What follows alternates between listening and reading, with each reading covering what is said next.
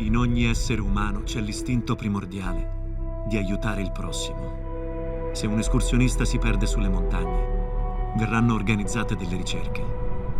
Se un terremoto distrugge una città, arriveranno rifornimenti di emergenza da tutto il mondo. Questo istinto è presente in ogni cultura, senza alcuna eccezione.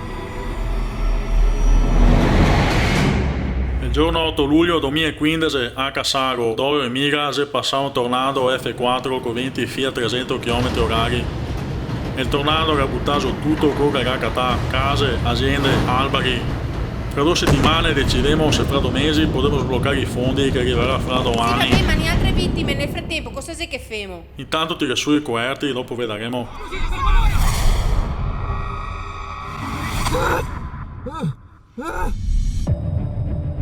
Registro sto video finché ho batteria sul tablet. Sono Marco Pavan e sono ancora vivo. Beh, forse un fiammacà. Sono senza corrente e non posso ricaricare il cellulare.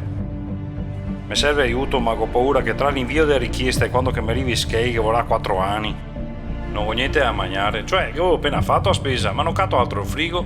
Piove mentre acqua in casa, dove sto mettere te dappertutto. Ma con questo evento si stacca sempre. In credenza ho cattato dei verzi in busta e ho semenare.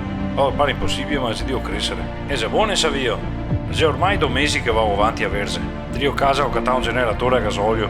Provo a attaccare il portatile e vi mando una mail. Mi sentite? Abbiamo un messaggio video. È diretto all'equipaggio. Aprilo. Mio Dio. E ora non sei vero quando che dicevi che non è successo niente?